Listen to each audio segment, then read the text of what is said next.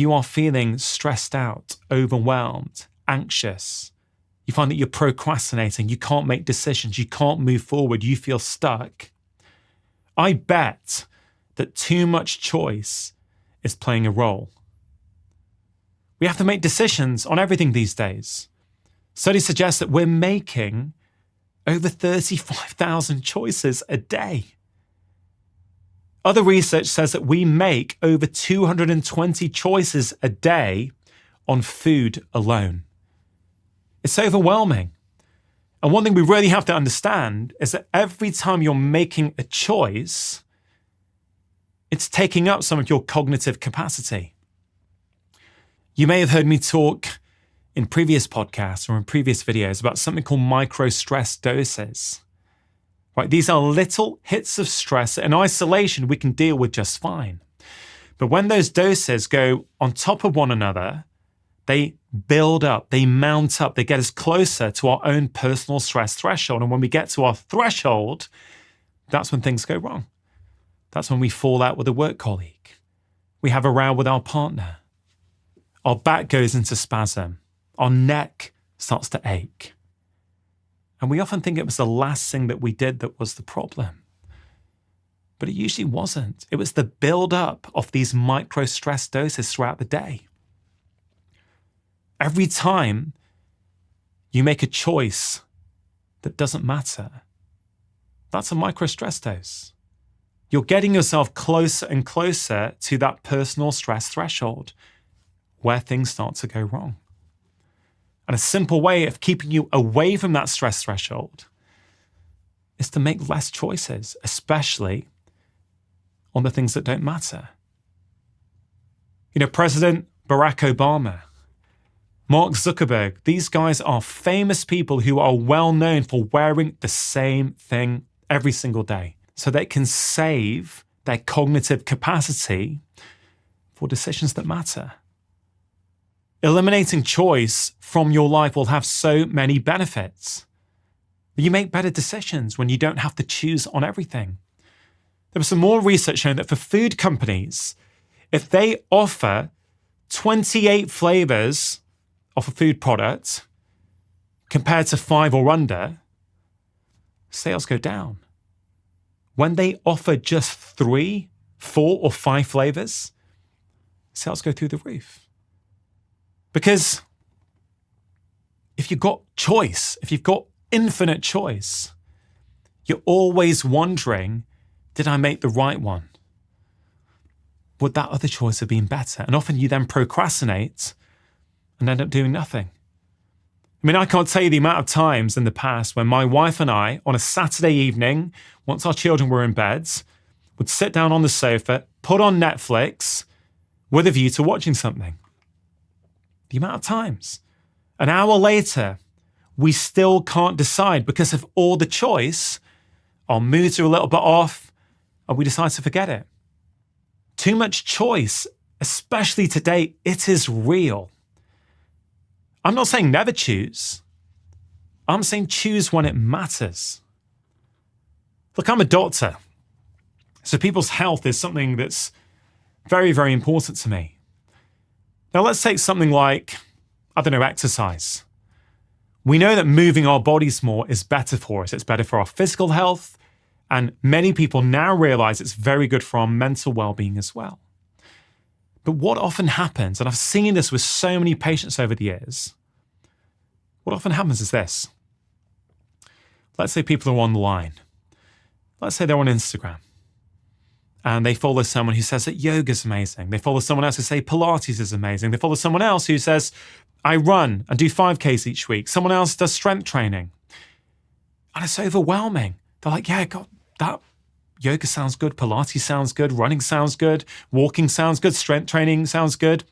Which is the best one? And they try and weigh up the decisions. In the meantime, they're not doing anything. They're not moving their bodies. The truth is, they all have benefits if you do them. Most of us are better just picking one and doing it consistently, regularly. I honestly believe that variety is overrated. You can simplify your life in so many different ways by eliminating choice. In my patients, one of the commonest sources of stress for people who are trying to be healthy is asking themselves, what am I going to cook tonight? In this world of endless choice, what am I going to cook the family tonight? Well, one way out of that is to have a meal planner. Have the same meal, Monday, Tuesday, Wednesday, Thursday, Friday, Saturday, Sunday. Have a different meal and just repeat it week after week. You know what you're having. You don't have to decide at your weekly shop. It's simple. You know what you need on which day. Again, I want to emphasize that may not be something that's relevant in your life, but I'm pretty sure that too much choice is adding to your stress load in some way. So some simple things you can think about are, write a meal planner. Wear the same clothes every day. If you listen to podcasts, as I do, if you go on a podcast app now, right, and try and decide what to listen to, you've got limitless choice. There's something like 2 or 3 million podcasts there. How on earth are you meant to choose? It's actually quite stressful to look at them and go, what am I going to listen to? I've been in that boat before. Some of my favorite podcasts are, that episode looks good. That one looks good. Which one am I going to do? And even if you choose a good one, you still feel like you're missing out. So what I do now, I have 3 podcasts that I subscribe to. Just listen to them. I don't look at anything else. I've got 3 podcasts I subscribe to, which give me the content, the quality, and the variety that I want. And I just stick to them. They are good enough. Of course, there are other great podcasts out there, but those 3 work for me. If you're someone who also can't decide what film to watch on a Saturday evening, well, one thing I've started doing over the last years is when I get a recommendation from someone, whether it's on a podcast or a friend, I open up my notes app and I make a list. So if I'm ever sitting down in front of the television with time with my wife, I have a ready-made list of films that I want to watch.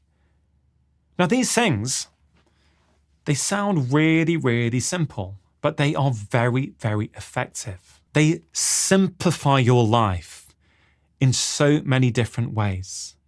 I promise, if you start eliminating choice, unnecessary choice from your life, it's going to improve things. But if you're someone who likes to go out and eat in restaurants, do you have a favorite restaurant that you go to? I do. There's a cafe in my local town that I like going to. You know what? There's one meal there I really, really like. I just have it every time I go.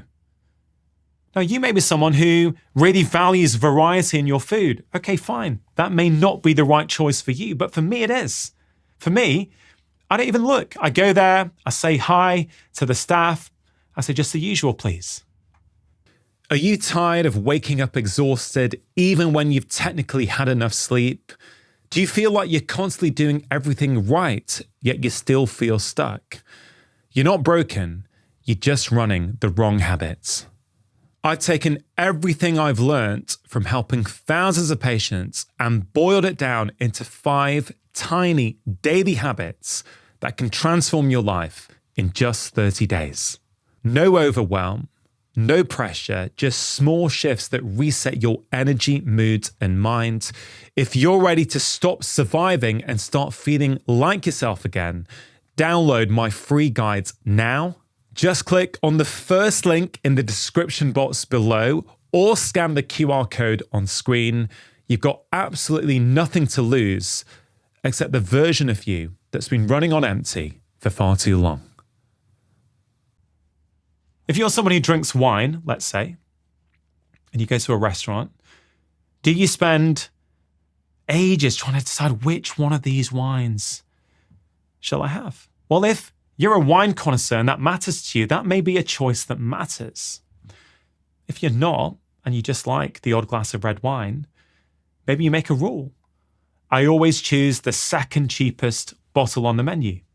Whatever it might be, you've got to find what works for you. And we're now living in an era where there is infinite choice wherever we go, and it's causing us huge problems. The next tip that I want to share with you is truly life-changing. Arguably, this is the tip that's had the most impact on me over the past few years. the most impact on my health and also my happiness. And the tip is this: seek out friction. What does that mean? Friction is something we usually want to avoid. We want a calm, nice, relaxed life without any friction. But friction can be your most powerful teacher. And I'm talking about social friction. How we interact with others plays a huge role in our health and our well-being. And a lot of the time we allow our interactions with others, which don't go the way in which we want, we allow it to affect us, overly affect us. If someone says something to us that we don't like, it then ruins our day. We take it personally, we generate emotional stress, and then we engage in behaviors like sugar or alcohol or doom scrolling that really we're doing to neutralize the emotional stress that we created. But there is another way. You can use every moment of social friction to learn something about yourself. You can use every bit of social friction you come across as a teacher. And when you do, you will feel empowered. You will feel in control of life rather than life being in control of you. Now, one of the tips I have for you to do this is to think about making everyone a hero. What does that mean? It means when something happens, let's say you're driving to work and someone driving another car cuts you up in traffic. Now, you could react negatively. You could get annoyed and start going, wow, that person shouldn't have a license. I can't believe they did that. Whatever it might be, whatever narrative you want to create. But how is that narrative helping you? It's not. It's generating emotional stress. You, by the way in which you are reacting, are generating emotional stress. And once you realize that that is a choice, you're empowered to change it. And that's where make everyone a hero comes in. What story do you need to create in your mind to make that person a hero? What could be going on in their life? Maybe they're a dad whose child was up last night with a cough or with earache, and they're exhausted and they're just trying to get to work. And they're worried that they're running late, and if they get to work late, they're going to lose their job. And so they then can't feed their family. Maybe they were just being unmindful. They didn't sleep well. They're worried. Maybe their parents are sick. If you were that person, you'd probably be doing the same thing. But you have a choice. And when you exercise the power of that choice regularly, you get better at it. 5-6 years ago, I would have struggled with this. I would have felt that the way I feel is because that person behaved in that way. But I've learned since then that my response is down to me. I can change my response. And by practicing every day, by, let's say in the evening, you reflect on your day and you think about a bit of social friction.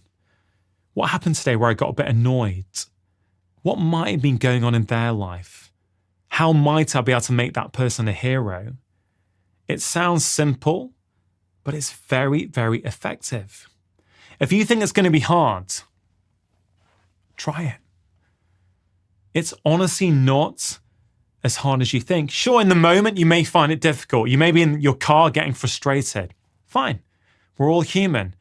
But maybe later that day, maybe in the evening, maybe at the weekend on a Sunday, let's say you're having a slow, relaxed day, reflect and go, wow, okay, I did react.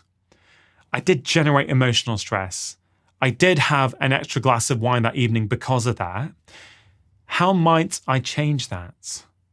How might I make that person a hero? You can do it. I've done it. Whereas now, usually my default is to do it in the moment. And it's very, very empowering. You know, one of the most powerful conversations I've ever had in my life was with a lady called Edith Eger. When I spoke to her on my podcast 2 or 3 years ago now, She was 93 years old.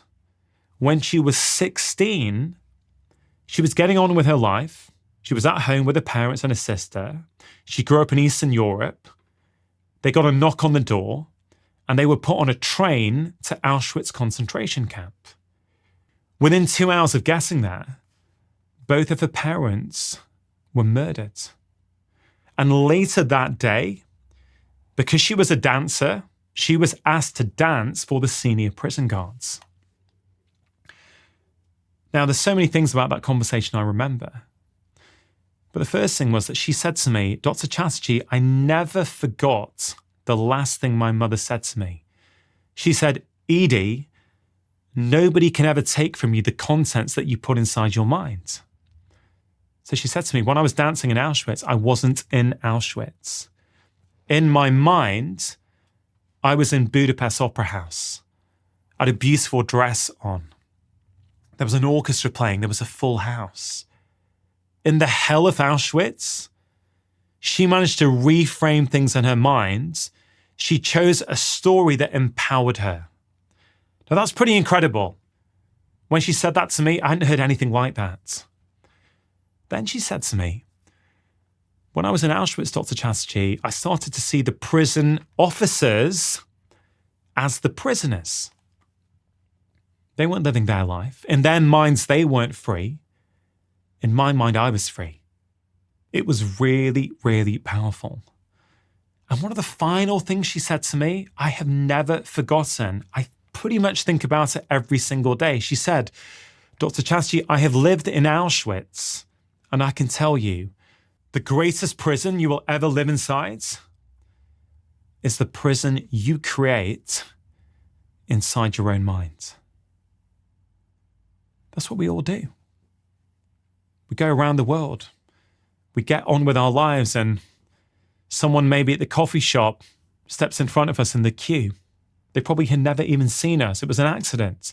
But we create a mental narrative that they were being inconsiderate and they should have known. We generate emotional stress within ourselves. We do it everywhere. What about an email from your boss that you don't like? You get frustrated. My boss should know better. I've worked at this company for years. They should know better than to email me like that. I know what I'm doing, whatever it is. You are generating emotional stress. And you can actually reframe that situation with practice. Now, I want to make something really clear. I'm not saying that you should put up with poor behavior. I'm not saying that. I'm saying if you can develop the skill of staying emotionally neutral and really understanding that your response comes from within you, you will start to change your life. Let's say you don't react to that email. Let's say that email comes, you take a beat and you go, wow, isn't that interesting? My boss doesn't normally send me an email like that. I wonder what's going on in their life. I wonder if any of their relationships are under strain. I wonder if my boss's boss is putting pressure on them. If you approach it with curiosity as to what might be going on, how can I reframe this to tell myself a happiness story rather than a story that causes me harm? You're going to be better emotionally regulated. Your lifestyle behaviors are going to be much better, and you're going to be better able to change things. You're going to be better able to not send a rash email back that you then regret. And the following day, you're going to be able to go up to your boss, perhaps, and say, hey, listen, yesterday you sent me an email. Is everything okay? Like, it came across as quite rushed and as though you didn't value me. I don't know if that's just what you meant. Your boss may say, hey, look, I'm really sorry. I was in such a mad rush. I didn't mean any of it. I just fired it out quickly before a meeting. I'm so sorry. Or it may be that your boss really did behave poorly. But you can then say, listen, I think I work hard. I don't think that was called for. Whatever it might be. But the key point I'm trying to get across and why this has transformed my life and the lives of many of my patients is because so often we feel as though we're a victim to life. We think that the way we feel is down to other people. And when other people start behaving better, I'm going to be okay. But the problem is if you're waiting for the world around you to behave in a certain way in order for you to feel good, you could be waiting a very long time. Now, I know this may sound scary, it may sound challenging. I promise you, if regularly you ask yourself, what bit of social friction came up in my life that I reacted to? How might I react differently? Over time, you will start to change things. And really, what has helped me the most is that conversation with Edith Eger. If ever I'm stewing over something in my own life, if ever I think, no, I can't reframe that, that was really bad, they shouldn't have done that. You know what? I think about Edith in Auschwitz. And I think, Rongan, if she could reframe things in Auschwitz, you can probably reframe this in your own life. So I've used that as inspiration. Now, just a quick note.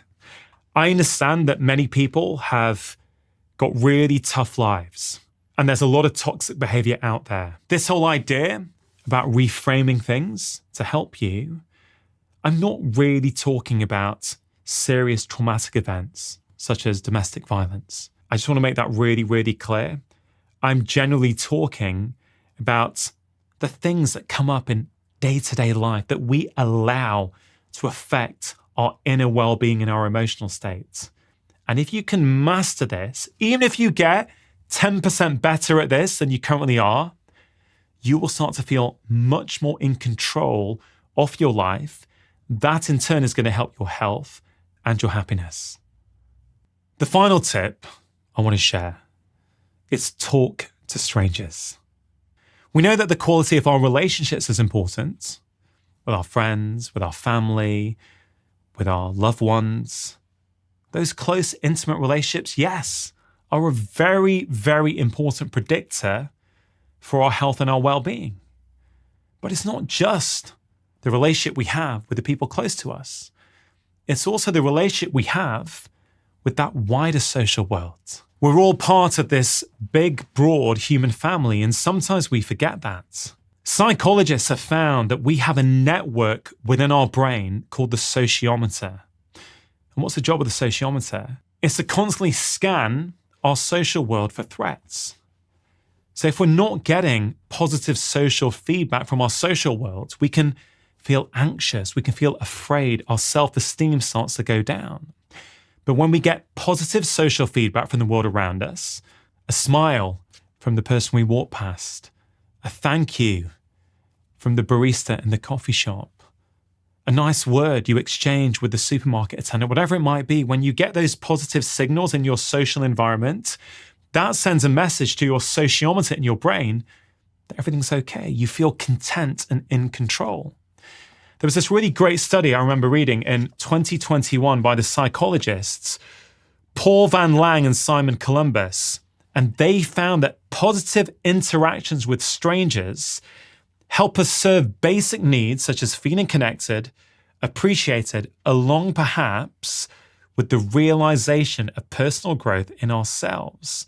And their advice was for people to initiate brief interactions, even a smile, to strangers, because doing so supplies us with a critically important social nutrient that they call vitamin S. I mean, isn't that great? We often talk about taking our vitamins for our physical health, but this is about vitamin S, the social vitamin, because that's who we are. We're social animals. Many of us are realizing more and more in our modern world, we're becoming more and more isolated. I mentioned before about being in a coffee shop and not looking around, looking at your screen. Yeah, I mentioned the default mode network, the impact of screens on our sleep. But what about the impact on loneliness and isolation? What happens when these micro-moment opportunities for connection are being lost? The more you can interact with strangers, and I'm not talking about a deep and meaningful chat. I'm simply talking about looking at people, looking them in the eye, smiling at them, Sure, if you're an extrovert like me, it's going to feel easier. But the research shows us that even for introverts, if you can talk to strangers or interact with strangers in some way, you're going to feel better. In a coffee shop, can you start saying hi? If you feel nervous, can you smile at the barista and say thanks? It gets easier the more you do it. But what's really interesting is how our brains work against us. Social interaction, whether it be with close friends and colleagues and family, or whether it be with strangers, is very powerful. But often our brain is trying to talk us out of it. There was some great research done in Chicago by Professor Nick Epley, where he studied commuters. And he basically took these commuters into 3 groups. One group were told to keep themselves to themselves, not interact with others. One group was asked to do what they would usually do. And the third group was asked to do something quite shocking and radical these days. Reach out to someone, say hello, and start a conversation. Now, before the test began, he asked all of the participants how they would feel if they were asked to do the third option, to reach out, say hello, and strike up a conversation. And they basically thought they wouldn't like it. They'd feel less content and less happy. Interestingly enough, afterwards, every single person in that group who did reach out, they felt better, they felt happier afterwards, and that happiness lasted for the duration of the day. But also really interestingly, they were asked how many of the people that we reach out to are going to enjoy being reached out to. And they predicted that only 40% would actually enjoy it. Afterwards, when asked, it was 100% of them. People liked reaching out and talking to others, and the people who were spoken to enjoyed the fact that that had happened. Now, that was just one study in Chicago, but it's been replicated in many different cities around the world, including in London. Now, I get it. You've got to be respectful. Some people will not want to be disturbed. Some people will be using their time on their commute to catch up with some work or listen to some music. But we can start to read these social signals. The point I'm trying to make is, as we're becoming more and more isolated, more and more insular, we go outside, we put our headphones on, we don't look at others, we don't interact with others, and we wonder why so many of us are struggling with anxiety and depression and low moods. We're social animals, right? We need to interact with other people, of course, in a safe fashion. I'm not saying go up in a dark street, someone you don't know, and make conversation with them, but in a coffee shop, on a train, at work, when you're out for a walk. These are opportunities where you can practice interacting with strangers. So really, I want you to consider taking this seriously. I know you may feel a little bit scared, a little bit apprehensive, but like with anything, you can start small. It could be that later on today or tomorrow, if you go to a cafe to buy a coffee, if you feel nervous, could you just look at the barista in the eye and smile? Could you just say a thank you? When you're in a queue in a cafe, instead of getting frustrated that you have to wait, could you reframe it and go, wow, this is an opportunity for me now to practice a bit of positive social feedback. It's an opportunity for me to send my brain, my sociometer, a powerful signal. I mean, some of the things I've shared today are a little bit counterintuitive. You may not be expecting them, especially from a doctor.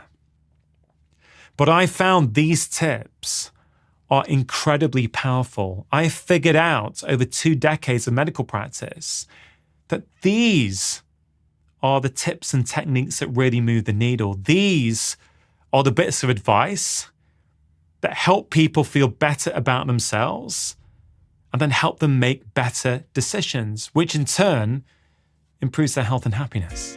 If you enjoyed that conversation, then I think you are really going to enjoy this one. If I were to choose to live my life over again, I wouldn't live it in this way. Yeah. I wish I hadn't worked so hard. When you're driven to work too hard, you actually ignore what matters. Then where does that come from? Again, that comes from childhood trauma.